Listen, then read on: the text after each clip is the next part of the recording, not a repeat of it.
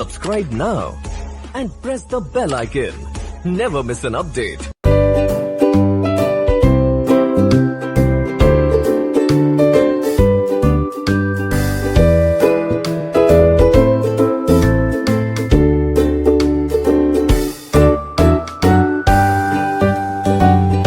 Good morning students. आज हम SDP second year में जो फार्माकोलॉजी सब्जेक्ट है उसका एक टॉपिक है टॉक्सिकोलॉजी। उसके हम पहले की वीडियो बना चुके हैं। तो इसमें जो नेक्स्ट था कि इसमें धातुओं द्वारा विषाक्तता भी होती है, पौधों द्वारा विषाक्तता होती है। तो इसमें हम सबसे पहले पढ़ेंगे धातुओं के द्वारा जो विषाक्तता होती है वो किस प्रकार से होती है और कौन कौन से तत्वों से होती है। तो जो धातुओं के द्वारा जो विषाक्तता होती है उनमें हम सबसे पहले पढ़ेंगे आर्सेनिक।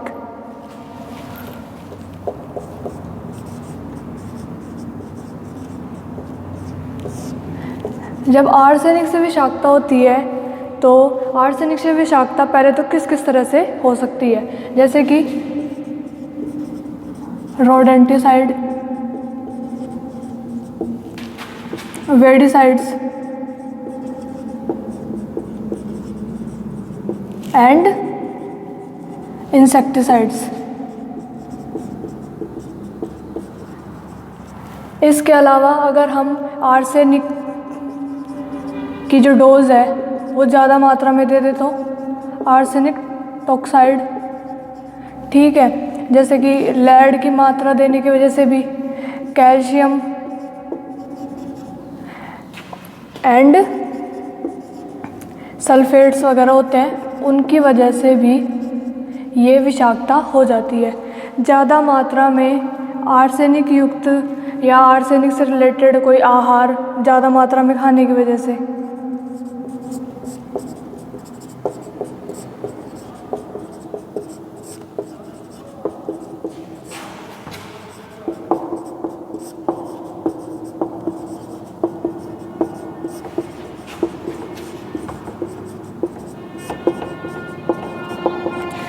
ये तो हो गए कि आर्सेनिक में विषाक्तता किससे हो सकती है, तो रोडेंटोसाइड्स यानी कि चूहे मारने की दवाई है जिसे हम बोल देते हैं। वेडिसाइड्स का मतलब होता है खरपतवारनाशी।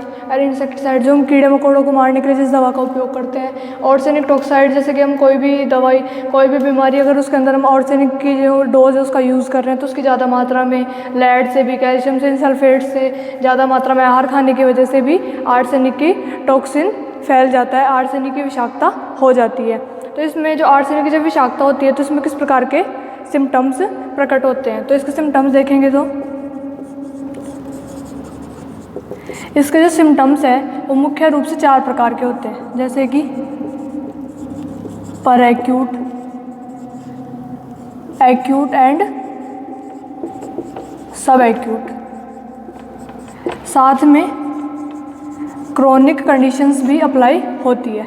पर एक्यूट में तो नॉर्मल सी बात है, पर एक्यूट में 2 से 24 से 48 घंटे का जो पीरियड होता है उस दौरान पशु अचानक से बीमार होगा और बिना लक्षण प्रकट किए ही ख़त्म हो जाएगा।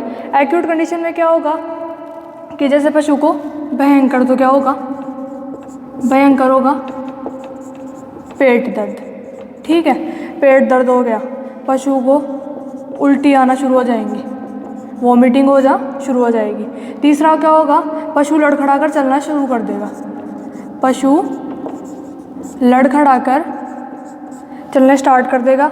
चौथा क्या होगा इसमें कि पशु को लकवा भी आ जाता है। और ये जब सारी कंडीशंस एक साथ होती हैं तो कोलैप्स हो जाता है, और कोलैप्स होने की वजह से क्या होगा, पशु की डेथ हो जाएगी, अब क्या बचा, सब एक्यूट एंड क्रोनिक। तो सब एक्यूट में तो क्या होगा भाई, जो गोबर है उसमें खून आने लग जाएगा, यानी कि ब्लड आने लग जाएगा रेक्टम से, ठीक है। साथ में पशु को खूनी उल्टी भी हो सकती है। यूरिन होता है वो क्या तो ज़्यादा मात्रा में आएगा, फिर क्या तो बिल्कुल ही थोड़ी थोड़ी मात्रा में आना स्टार्ट कर देगा। और क्रोनिक कंडीशन में क्या होगा, पशु के क्या बोलते हैं, हीमोग्लोबिन यूरिया, HB यूरिया आना स्टार्ट हो जाएगी, गोबर में ब्लड आएगा, साथ में पशु खाना पीना बंद कर देगा, डिहाइड्रेशन हो जाएगी। और साथ में जब एक साथ इतनी सारी कंडीशन सप्लाई हो जाएंगी पशु के, तो पशु का होगा लास्ट में पशु की डेथ हो जाएगी। क्रोनिक कंडीशन में आने के बाद पशु की डेथ हो ही जाएगी। अब इसी के बाद हम इसका ट्रीटमेंट देखें तो इसका जो ट्रीटमेंट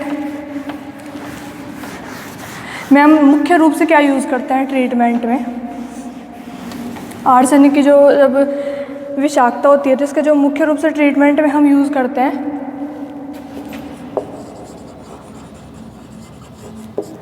ट्रीटमेंट में इसका जो मुख्य रूप से जो एंटीडोट है वो क्या है, एंटीडोट है बाल। इसका जो एंटीडोट है, आर्सेनिक का जो एंटीडोट है वो है बाल। बाल की फुल फॉर्म होती है ब्रिटिश एंटी लेविसाइड। इस बाल का जो दूसरा नाम है उसे डाइमर कैप्रोल भी बोलते हैं। बाल का दूसरा नाम इसे डाइमर कैप्रोल के नाम से भी जाना जाता है। साथ ही साथ जब आर्सेनिक की विषाक्तता होती है तो उसमें सोडियम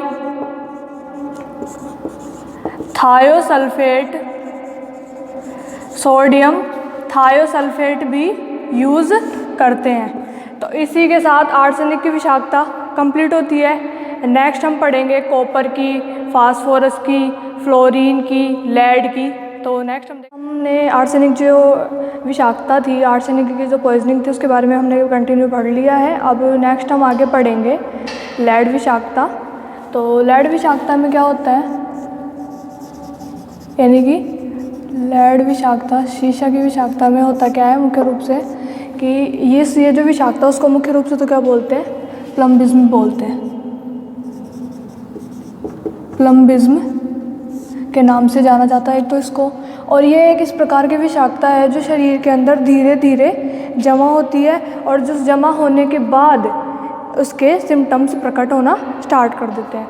दूसरा क्या है, इसके जो सोर्स होते हैं, सोर्सेज क्या है इसके सोर्स हैं, एक तो बैटरी खा जाए पशु, बैटरी खाने से, है ना, ये पेंट वेंट होते हैं पेंट खाने से,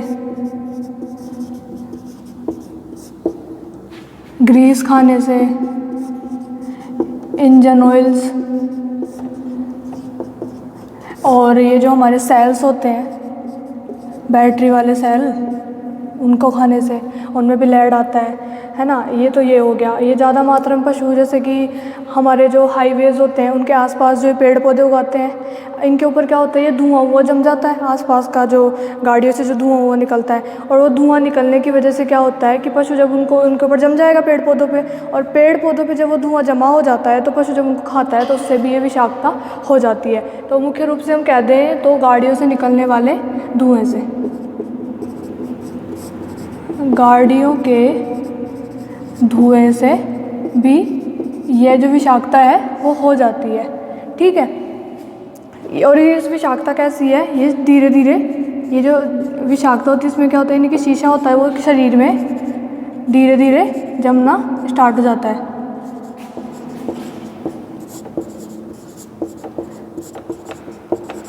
फिर उसके बाद में इसकी विषाक्तता प्रकट होती है। बट ये एक साथ ही, मतलब हम ये जब ये विषाक्तता होती है तो हम ऐसे कंफर्म कह नहीं सकते कि ये लेड विषाक्तता है, क्योंकि इसमें पशु को धीरे धीरे सिम्टम्स प्रकट होंगे और फिर एक स्टेज पे आके हमें लास्ट में पता चलेगा, या हो सकता है हम सोचे भी ना कि भाई ये लेड विषाक्तता हो सकती है। लास्ट स्टेज पे आके ऐसा लगेगा कि हाँ, अगर सडनली हमारे माइंड में आता है या सिम्टम्स अगर बिल्कुल ही हमें इसके आसपास नज़र आते हैं, तब हम कंफर्म बोल पाएंगे कि ये लेड की विषाक्तता है, ठीक है। अब ये हो गया। अब इसको प्लम्बिज्म बोलते हैं इस विषाक्तता को, लेड विषाक्तता को। तो नेक्स्ट इसका जो हम सिम्टम्स देखें, इसके जो सिम्टम्स हैं वो मुख्य रूप से एक तो क्या होगा, पशु की जो आईलिड होती है, पशु आईलिड को टिमटिमाता है, आँखों को टिमटिमाता है। नेक्स्ट क्या होता है कि पशु के अंदर हाइपर एक्साइटेबिलिटी, यानी कि अत्यधिक उत्तेजित हो जाता है पशु, इधर उधर भागने स्टार्ट कर देगा, है ना, एकदम से ही। और क्या होगा, बार बार बोलना, रंभाने स्टार्ट कर देगा, रंभाने स्टार्ट कर देगा। दूसरा क्या हो सकता है कि पशु के अंदर ब्लाइंडनेस, क्या तो अंधापन सा आ जाएगा या फिर धुंधलापन आँखों पे, धुंधला बना जाता है आँखों में। इसमें वही भयंकर पेट दर्द होगा पशु को, अचानक से पेट दर्द होगा, उल्टी होगी, लेड विषाक्तता में भी पशु जो भी कुछ खाएगा वो डाइजेस्ट नहीं होगा। ठीक है, ये तो हो गए इसके सिम्टम्स। अब नेक्स्ट हम देखें इसका जो ट्रीटमेंट है, यानी कि इसका जो एंटीडोट है।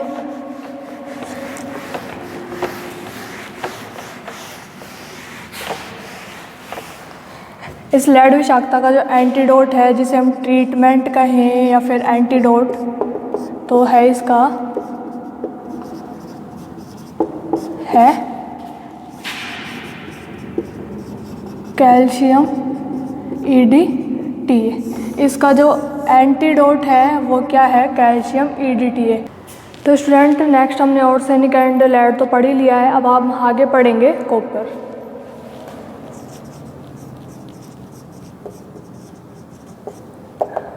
जिसे हम तांबा भी बोलते हैं। तो इसका जो सोर्स मुख्य रूप से क्या होता है, इसका जो कॉपर का जो सोर्स है वो मुख्य रूप से तो है बोर्डेक्स मिश्रण या मिक्सचर। दूसरा क्या होता है कि पशु के आहार में ज़्यादा मात्रा में कॉपर की मात्रा देने की वजह से। ठीक है, नेक्स्ट क्या होगा कि जब हम स्प्रे वगैरह करते हैं कॉपर सल्फेट का 1 से 3% का जो स्प्रे करते हैं, उसकी वजह से भी हो सकता है। क्या होता है, कई जो बीमारियां होती हैं उनमें भी हम यूज़ करते हैं, जैसे कि फुट रूट पे कॉपर सल्फेट का यूज़ करते हैं। उसमें जब हम लीवर फ्लू की होती है बीमारी, तो उसमें भी कॉपर की मात्रा में, जब हम दवाइयाँ वगैरह देते हैं तो उसमें भी ज़्यादा मात्रा में कॉपर शरीर के अंदर चले जाने की वजह से हो सकता है, या फिर मोलिब्डेनम की कमी की वजह से भी हो सकता है। मोलिब्डेनम की कमी की वजह से भी हो सकता है, या फिर किसी भी प्रकार से जब पशु का ट्रीटमेंट चल रहा है उस दौरान अगर पशु को ज़्यादा मात्रा के अंदर कॉपर की मात्रा उसके शरीर के अंदर चली जाएगी तो कॉपर की विषाक्तता हो जाती है। ठीक है, अब हम इसके जो नेक्स्ट है जो सिम्टम्स हैं वो देखें। तो इसके सिम्टम्स में क्या होगा, एक तो सबसे पहले होंगे हरे पानी जैसे पतला दस्त, डायरिया हो जाएगा पशु को। ठीक है, दूसरा क्या होगा, लार गिरना, लड़खड़ाना। अब दस्त हो रहे हैं तो ऑब्वियस सी बात है पेट दर्द भी होगा। ठीक है, लार गिरेगी, पशु लड़खड़ाना स्टार्ट कर देगा, उल्टियाँ होंगी। ये सब क्या है, कॉपर के सिम्टम्स हैं। जब कॉपर की विषाक्तता हो जाती है तो ये इस प्रकार के सिम्टम्स प्रकट होते हैं। नेक्स्ट है इसका ट्रीटमेंट या एंटीडोट। तो इसमें हमने स्टार्टिंग में बता दिया था इसके जो सोर्सेज है, उसमें क्या बताया था हमने कि मोलिब्डेनम की मात्रा कम होने की वजह से भी इसकी जो विषाक्तता हो जाती है, क्योंकि मोलिब्डेनम है जो कॉपर का विरोधी है। तो इस वजह से इसका जो एंटीडोट है वो है मोलिब्डेनम। इसकी जो विषाक्तता होती है तो मोलिब्डेनम का यूज़ करते हैं। तो कॉपर का जो एंटीडोट है वो क्या है, मोलिब्डेनम। कॉपर का एंटीडोट क्या है, मोलिब्डेनम। तो इसी के साथ हमारी कॉपर की जो पॉइजनिंग है वो ख़त्म होती है। नेक्स्ट हम आगे पढ़ेंगे स्टूडेंट्स।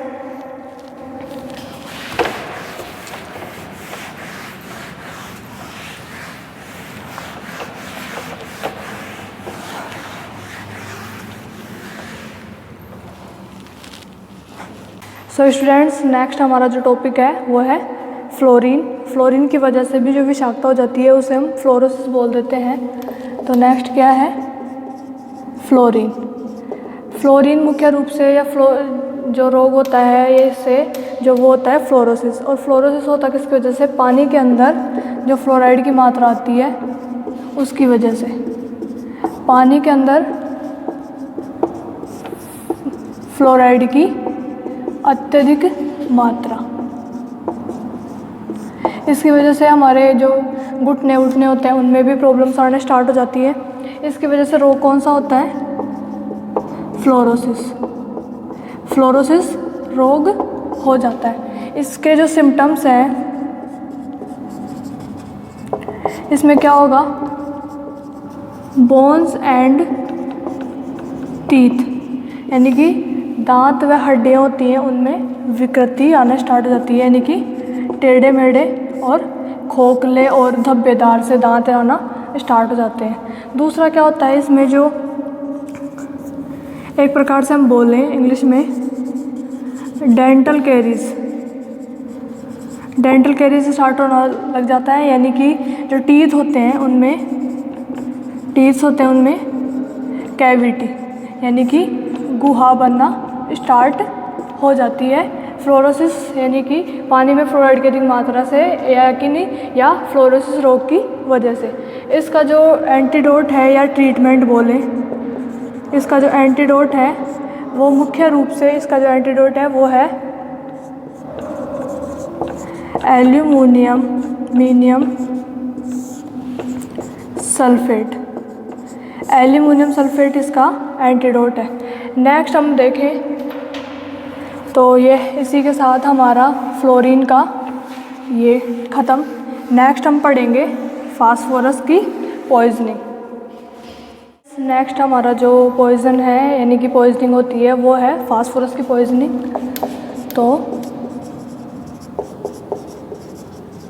फास्फोरस की पॉइजनिंग है, तो फास्फोरस की पॉइजनिंग में इसके जो सोर्स है वो मुख्य रूप से क्या होता है, पटाखे, यानी कि पटाखों का धुआं व बारूद है फास्फोरस के सोर्सेज।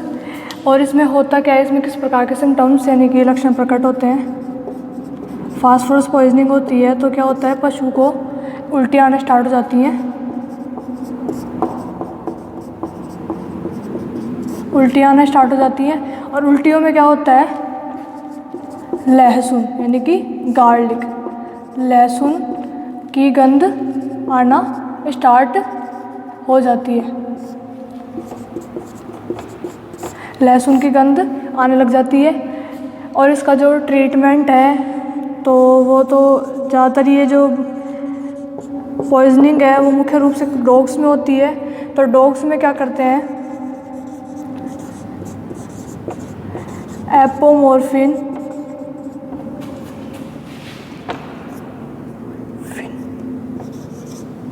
एपोमोर्फिन द्वारा उल्टी करवाते हैं, यानी कि वोमिटिंग